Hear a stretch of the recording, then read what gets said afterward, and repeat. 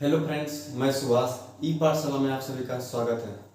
आज हम लोग पढ़ेंगे भाग 5 का अनुच्छेद 82 से लेकर आगे इससे आगे तक। देखिए, अनुच्छेद 82 में क्या है? प्रत्येक जनगणना के बाद पुनः समायोजन, मतलब जैसे देखिए 10 लाख जनसंख्या पर एक सांसद होगा। ये किसमें कहा गया? अनुच्छेद 82 में। मतलब 10 लाख जनसंख्या का वैल्यू एक सांसद के वैल्यू के बराबर है। और इसमें कहा गया वर्तमान परिसीमन आधारित, मतलब देखिए 1971 की जनसंख्या, मतलब 1971 में जो जनगणना हुआ था उसके आधार पर ये क्या कहा गया? लोकसभा और राज्यसभा में सीटों की जनसंख्या को बढ़ाया नहीं जाएगा। और इसमें देखिएगा 44वां संविधान संशोधन 2002 द्वारा सीटों में परिवर्तन 2026 तक नहीं किया जाएगा। मतलब 2026 तक लोकसभा में जैसे कितना सीट है? लोकसभा में 545 सीट है, राज्यसभा में कितना है? 245 सीट है। तो इसको क्या क्या गया? बढ़ाया नहीं जाएगा। कब तक? 2026 तक नहीं बढ़ाया जाएगा। और कौन सा संविधान संशोधन? तो पूछा जाएगा तो 84वां संविधान संशोधन कब? 2002। और देखिए इसमें क्या कहा गया है? अनुच्छेद 83 में क्या है? सदनों की अवधि, मतलब इसमें क्या देखिए, लोकसभा के अवधि कितने साल के होते हैं? 5 साल का। और राज्यसभा कैसा सदन है? राज्यसभा अस्थायी सदन है। इसमें सदस्यों की जनसंख्या कितनी? सदस्यों की कार्यकाल कितने? 6 वर्ष के होते हैं सदस्यों की। लेकिन और इसमें देखिए 1/3 प्रत्येक 2 साल बाद नया आते हैं। और देखिए अनुच्छेद 84 में क्या है? सदस्यों की अहर्ता, मतलब क्या कैपेबिलिटी होना चाहिए? देखिए भारत का नागरिक होना चाहिए। इसमें क्या कहा गया? भारत का नागरिक होना चाहिए। अनुच्छेद कितना में? 84 में। और पागल दिवालिया नहीं होना चाहिए। पागल तो समझते हो, दिवालिया मतलब होगा अपना आवश्यकता से अधिक कर्ज ले लेना, इसको क्या कहेंगे? दिवालिया। और तीसरा क्या है? लाभ के पद पर नहीं होना चाहिए, मतलब कोई भी सरकारी नौकरी में नहीं होना चाहिए। और लोकसभा के लिए न्यूनतम कितना उम्र होना चाहिए? लोकसभा के लिए न्यूनतम 25 वर्ष उम्र होना चाहिए। और राज्यसभा के लिए 30 वर्ष। जैसे अभी हमारा प्रधानमंत्री कौन है? नरेंद्र मोदी। तो लोकसभा किससे खड़ा हुए हैं? लोकसभा से। तो लोकसभा से कितना न्यूनतम उम्र कितना चाहिए? 25 वर्ष। लेकिन इससे पहले कौन थे प्रधानमंत्री? मनमोहन सिंह। तो वो किससे थे? राज्यसभा से थे। तो राज्यसभा से न्यूनतम उम्र कितना चाहिए? 30 वर्ष। और इससे संबंधित आर्टिकल को आगे देखते हैं। अब हम लोग देखते हैं अनुच्छेद 85। इसमें क्या है? संसद के शर्त 17वां विघटन ये कौन करते हैं? राष्ट्रपति। और सत्र मतलब बैठक कौन बुलाते हैं? राष्ट्रपति। और साल में कितने बार होता है? 3 बार। आहूत क्या होता है? आहूत मतलब राष्ट्रपति बुलाते हैं इसको। सत्र बुलाना मतलब कौन बुलाते हैं? राष्ट्रपति। और स्थगित देखिए इसमें क्या है?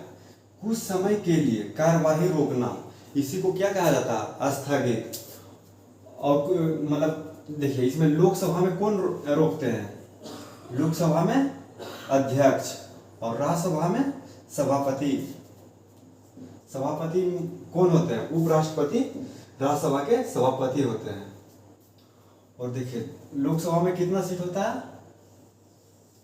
लोकसभा में 545 सीट होता है। 545 सीट लोकसभा में। और राज्यसभा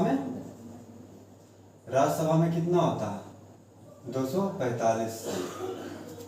और देखिए 17वां क्या है? 17वां सत्र को समाप्त करना ही 17वां कहलाता है। और ये कौन करते हैं? राष्ट्रपति। और इसका देखिए 3 महीना तक, 3 माह तक, मतलब 17वां सत्र को समाप्त करना, मतलब एक बार समाप्त कर दिया जिसके बाद फिर 3 महीना बाद ही स्टार्ट होंगे।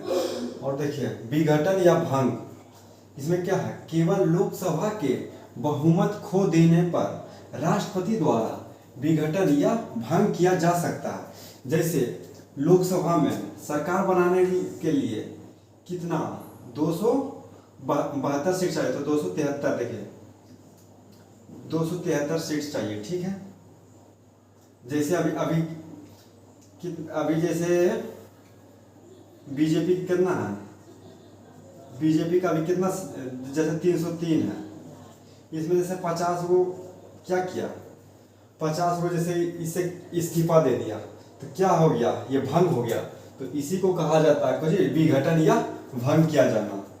और देखिए संसद के सत्र साल में कितने बार होते हैं, संसद के सत्र साल में 3 बार होते हैं। देखिए सबसे पहले जो होता है कौन सा, बजट सत्र, ये कब स्टार्ट होता है, फरवरी में, और कब तक चलता है, फरवरी से मई तक। और ये सबसे बड़ा सत्र है, कौन सा, ये बजट वाला, जो फरवरी में स्टार्ट होता है और मई तक जाता है। और मानसून कब चलता है, जुलाई से लेकर अगस्त तक, ये छोटा होता है। और शीतकालीन, ये शीतकालीन कब तक चलता, ये नवंबर के लास्ट से स्टार्ट होता है लेकिन दिसंबर तक चलता है। तो ये सबसे छोटा होता है। लेकिन देखिए यहाँ ये भी 2 माह है, ये भी 2 माह है, लेकिन ये क्या कहा गया, नवंबर के लास्ट से स्टार्ट होता है और दिसंबर के फर्स्ट तक ही, कभी कभी दिसंबर में ही भी स्टार्ट होता है। तो ये शीतकालीन सत्र। और देखिए 2 सत्रों के बीच अधिकतम कितने महीना का गैप होना चाहिए, 6 महीना का। तो इसका आगे और हम लोग देखते हैं, आर्टिकल 85 हो गया, इसका आगे 86 देखते हैं। अब अनुच्छेद 86 देखते हैं। इसमें क्या है, सदनों का अभिभाषण तथा संदेश भेजने का राष्ट्रपति का अधिकार है। मतलब राष्ट्रपति, जैसे दोनों सदन, लोकसभा है राज्यसभा, दोनों में संदेश भेजने का किसका अधिकार है, तो राष्ट्रपति का। और अनुच्छेद 87 में क्या है, अनुच्छेद 87 में देखिए राष्ट्रपति का विशेष अभिभाषण। और ये संयुक्त रूप से, देखिए संयुक्त रूप से, मतलब देखिए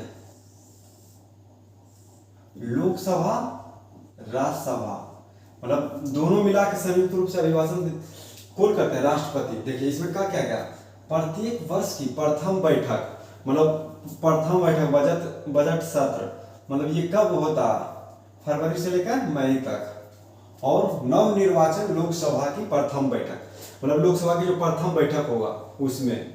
और नोट इसमें देखिए क्या दिया, राष्ट्रपति के अभिभाषण को कौन तैयार करते हैं, तो मंत्रिमंडल राष्ट्रपति के अभिभाषण को तैयार करते हैं।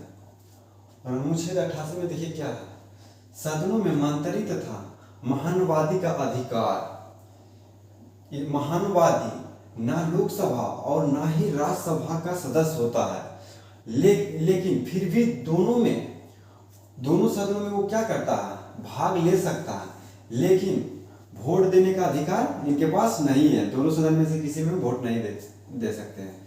देखिए संसद और सांसद में देखिए अंतर, संसद और सांसद ये दोनों में अंतर है। देखिए संसद लोकसभा और राज्यसभा और राष्ट्रपति ये तीनों मिलकर किसका निर्माण करते हैं, ये तीनों मिलकर संसद का निर्माण करते हैं।